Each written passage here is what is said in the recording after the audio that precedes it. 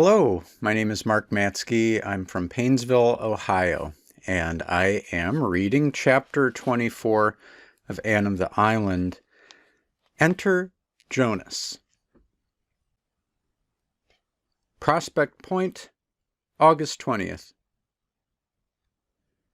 Dear Anne, spelled with an E, wrote Phil.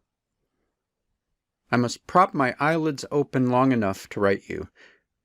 I've neglected you shamefully this summer, honey, but all my other correspondents have been neglected too.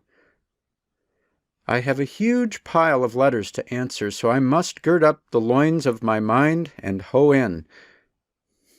Excuse my mixed metaphors. I'm fearfully sleepy.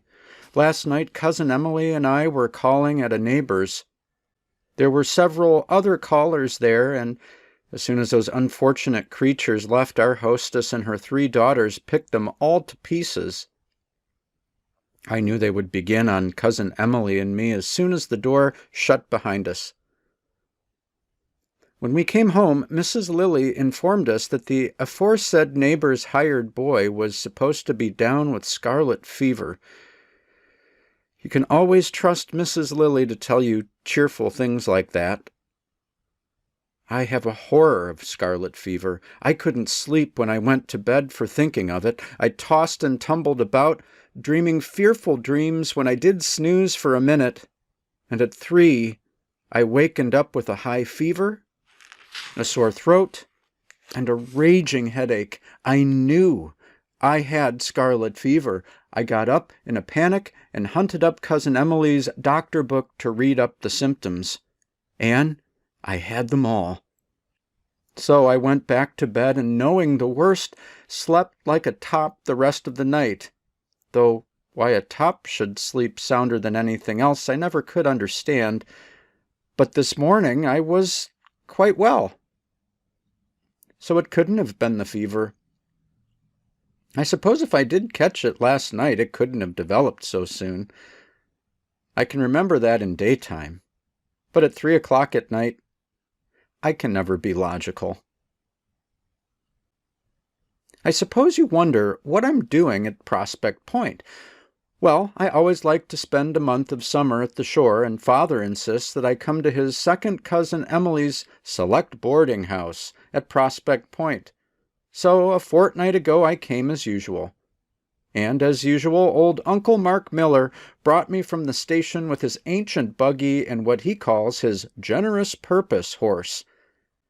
He is a nice old man, and gave me a handful of pink peppermints. Peppermints always seemed to me such a religious sort of candy. I suppose because when I was a little girl, Grandmother Gordon always gave them to me in church. Once I asked, referring to the smell of peppermints, "Is that the odor of sanctity?" I didn't like to eat Uncle Mark's peppermints, because he just fished them loose out of his pocket. I had to pick some rusty nails and other things from among them before he gave them to me. But I wouldn't hurt his dear old feelings for anything, so I carefully sowed them along the road at intervals. When the last one was gone, Uncle Mark said, a little rebukingly, "You shouldn't add all them candies to want, Miss Phil. You'd likely have the stomach ache." Cousin Emily has only 5 boarders besides myself, 4 old ladies and 1 young man. My right-hand neighbor is Mrs. Lilly. She's one of those people who seem to take a gruesome pleasure in detailing all their many aches and pains and sicknesses. You cannot mention any ailment, but she says, shaking her head, "Ah, I know too well what that is." And then you get all the details. Jonas declares he once spoke of locomotor ataxia in her hearing, and she said she knew too well what that was. She suffered from it for 10 years and was finally cured by a traveling doctor. Who is Jonas? Just wait, Anne Shirley. You'll hear all about Jonas in the proper time and place. He is not to be mixed up with estimable old ladies. My left-hand neighbor at the table is Mrs. Finney. She always speaks with a wailing, dolorous voice. You are nervously expecting her to burst into tears every moment. She gives you the impression that life to her is indeed a vale of tears, and that a smile, never to speak of a laugh, is a frivolity truly reprehensible. She has a worse opinion of me than Aunt Jamesina, and she doesn't love me hard to atone for it as Auntie J does either. Miss Maria Grimsby sits catty-corner from me. The first day I came, I remarked to Miss Maria that it looked like a little rain, and Miss Maria laughed. I said the road from the station was very pretty, and Miss Maria laughed. I said there seemed to be a few mosquitoes left yet, and Miss Maria laughed. I said that Prospect Point was as beautiful as ever, and Miss Maria laughed. If I were to say to Miss Maria, my father has hanged himself, my mother has taken poison, my brother is in the penitentiary, and I am in the last stages of consumption, Miss Maria would laugh. She can't help it. She was born so. But it's very sad and awful. The fifth old lady is Mrs. Grant. She is a sweet old thing, but she never says anything but good of anybody, and so she is a very uninteresting conversationalist. And now for Jonas, Anne. That first day I came, I saw a young man sitting opposite to me at the table, smiling at me, as if he had known me from my cradle. I knew, for Uncle Mark had told me, that his name was Jonas Blake, that he was a theological student from St. Columba, and that he had taken charge of the Point Prospect Mission Church for the summer. He is a very ugly young man. Really the ugliest young man I've ever seen. He has a big, loose-jointed figure with absurdly long legs. His hair is tow color and lank. His eyes are green, and his mouth is big, and his ears... But I never think about his ears if I can help it. He has a lovely voice. If you shut your eyes, he is adorable. And he certainly has a beautiful soul and disposition. We were good chums right away. Of course, he's a graduate of Redmond, and that is a link between us. We fished and boated together, and we walked on the sands by moonlight. He didn't look so homely by moonlight. And oh, he was nice. Niceness fairly exhaled from him. The old ladies, except Mrs. Grant, don't approve of Jonas because he laughs and jokes, and because he evidently likes the society of frivolous me better than theirs. Somehow, Anne, I don't want him to think me frivolous. This is ridiculous. Why should I care what a tow-haired person called Jonas, whom I never saw before, thinks of me? Last Sunday, Jonas preached in the village church. I went, of course, but I couldn't realize that Jonas was going to preach. The fact that he was a minister, or going to be one, persisted in seeming a huge joke to me. Well, Jonas preached. And by the time he had preached 10 minutes, I felt so small and insignificant that I thought I must be invisible to the naked eye.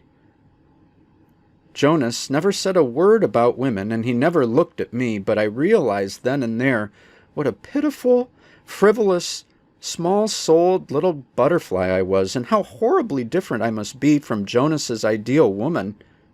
She would be grand and strong and noble. He was so earnest and tender and true. He was everything a minister ought to be. I wondered how I ever have thought him ugly. But he really is, with those inspired eyes and that intellectual brow, which the roughly falling hair hid on weekdays.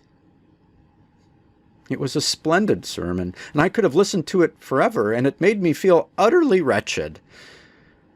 Oh, I wish I was like you, Anne. He caught up with me on the way home and grinned as cheerfully as usual. But his grin could never deceive me again. I had seen the real Jonas. I wondered if he could ever see the real Phil, whom nobody, not even you, Anne, has ever seen yet. Jonas, I said. I forgot to call him Mr. Blake. Wasn't it dreadful? But there are times when things like that don't matter. Jonas, you were born to be a minister. You couldn't be anything else. No, I couldn't, he said soberly. I tried to be something else for a long time. I didn't want to be a minister. But I came to see at last that it was the work given me to do. And God helping me, I shall try to do it. His voice was low and reverent. I thought that he would do his work and do it well and nobly, and happy the woman fitted by nature and training to help him do it. She would be no feather blown about by every fickle wind of fancy. She would always know what hat to put on. Probably she would have only one. Ministers never have much money. But she wouldn't mind having one hat, or none at all, because she would have Jonas. And Shirley, don't you dare to say or hint to think that I've fallen in love with Mr. Blake. Could I care for a lank, poor, ugly theologue named Jonas?